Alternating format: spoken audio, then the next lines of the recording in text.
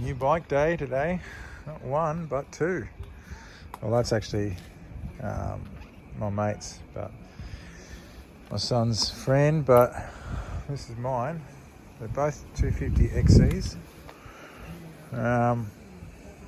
In Australia, you have to run a headlight and tail light, unfortunately, but it is helpful as well because you put the EXC rails on it. Here goes my dog. And it helps when you're grabbing it, or you can obviously put a strap as well, but it just gives that back bit of stiffness, which is pretty good. Haven't done much to it except for alter the height of the thing. As not maybe it might have a bit flatter. Put that in the center position, in the middle there. Put the KTM bungs on it, air bleeders.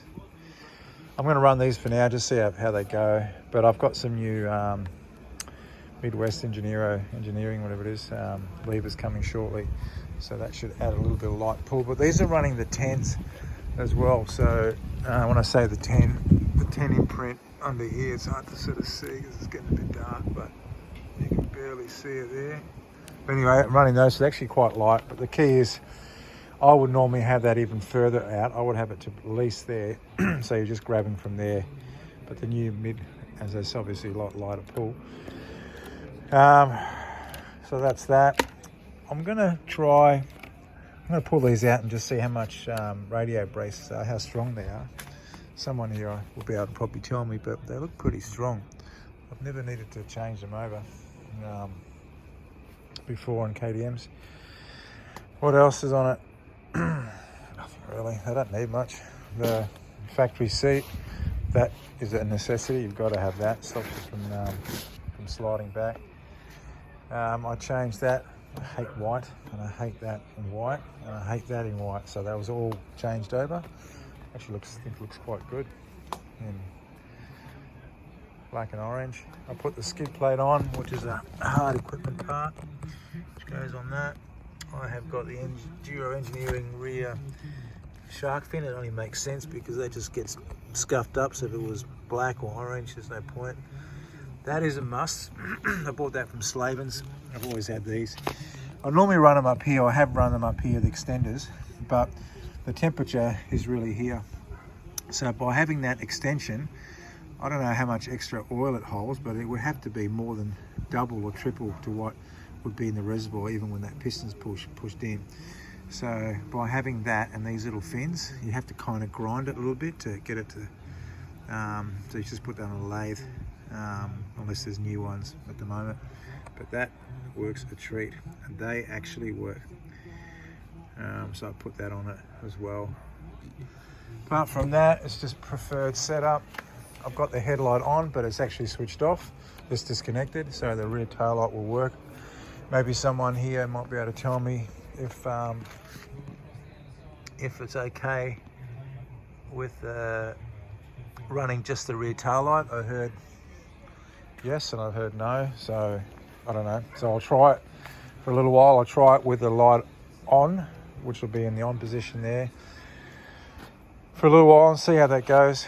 And I'll just monitor it during the day for the first couple of hours. And if it feels like it's going flat, I'll just turn it off and then know to run it off completely.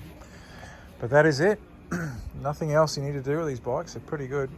I'm used to the XC platform on the I had a Yamaha before that, and it was a YZ250FX, a 22 model. That was absolutely amazing. But I rode it back to back with a 300TX, and it's just that little bit plusher on the KTM suspension, and on the big jumps, they're pretty much on par. So it should give me a little bit more of a crossover with, what do you call it? A little bit more application, because the Yamaha just hates the tight stuff. The rock beds and river beds and rocks and all that. It just absolutely hates it. So I'll give that a go. I ended up going for the 250, even though I absolutely loved the 300. I couldn't fault it. Apart from riding an E1 bike in a 250F FX and a 300TX in the Husky with 24 model, I found that the TX was harder to turn. It was just that little bit more harder to turn, and that is purely because just engine mass, you know, so the inertia on the motor. So I had countless 300s over the years, and the last two-strokes I bought were actually 250s, and they just feel that much lighter, even though there's nothing in the weight, as everyone knows. But they just feel lighter, they're just a bit more playful, a bit more zippy, and heaps of grunt still. My EXC is somewhere around 47 horsepower. These are, on the XCs, 56 horsepower, which is 2 horsepower less than a 300 XC. And there's 3 Newton meters less on the 250, which is 41 compared to 44 Newton meters on the 300. The other thing that's noticeable on the EXC, or the Americans, you guys call it XCWs, is the fly weight. So the fly weight on these are 560 grams. The XCW is about 960, 970. So it's a good 40% more. But that's actually, you can get around that by changing this alloy sprocket and putting a heavier, you know, like heavy ring with a lighter thing, and there's probably about 150, 200 grams, as well as tyres. So I'm running the standard tyres on at the moment, but I'll run the Midas.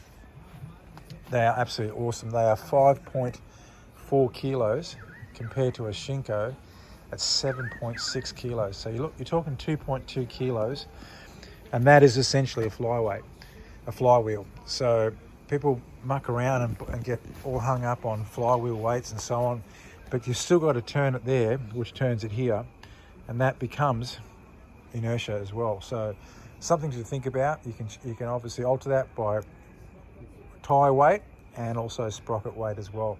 So I'm not going to bother at all with fly weights. I'll just play around with tyres and get the feel. So generally when you go to a gummy anyway, at 7.6 kilos, which is 2.2 kilos heavier than a 5.4, you're going to have that a bit more lug and less spinning up, plus the tyre is going to be grippy. So there's many ways to skin a cat. That is all I'm looking forward to. I'll give you a review after I've ridden it. It'll have a few scratches on it. Won't look as pretty, but I am excited and I can't wait to see how it goes. And I'm leaving all the suspension clickers stock. I've left the height stock as it comes out of the factory, which is 2 lines down, so I should turn pretty well. But I'm going to play around with that on the track, on the trail, and then I might lift it. Well, actually, we'll do it with both bikes. So I'll play around with this one. My mate's riding that one. We'll just see what feels better side by side. Apart from that, they're both set at the same sag. We're both the same weight, which is essentially a way of cheating, but you know, just measure the thread to the top of the grey. You know, what is it from here? It's hard to say. From there down, I've got about 30 mil. So they're both identically set up, which is set up for about, I'm 84, 83. Plus weight's about 88, all the gear on, so that's set up. I had a guy at 88 kilos just jump on it, and we set the sag, so should be spot on. That is all. I will give you a wrap, but how good does that look? My gosh, I've been asking everyone on the net about these things and what their experience is, but they love them. So I think I've made the right move. And that's the thing too, like you can have, you know, my son's had 150s. I've had 300s. We've ridden back to back. The 150s are amazing fun in the tight stuff. There goes my dog with another toy, just grabbing her toys out. You'll still get up, if you're a capable rider, you'll get up any hill on a little 150. And sure enough, you'll get up on a 300, of course. So, but you're going to tire yourself out more on a 300 on the tight stuff, and you're going to be wringing the neck out of a 150 on the open stuff. So 250 makes perfect choice.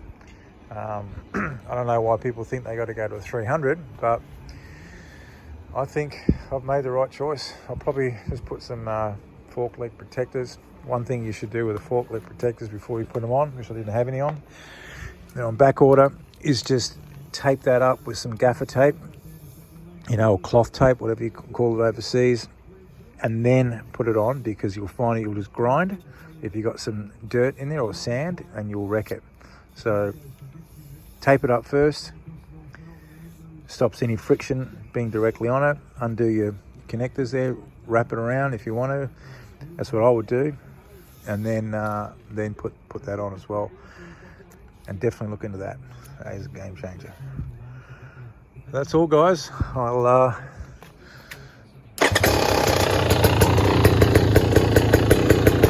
start up. Oh yeah, that's it.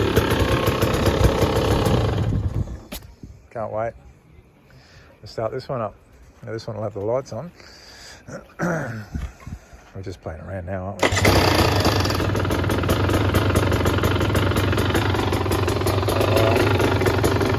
That is it. That's it, guys. I'll be back.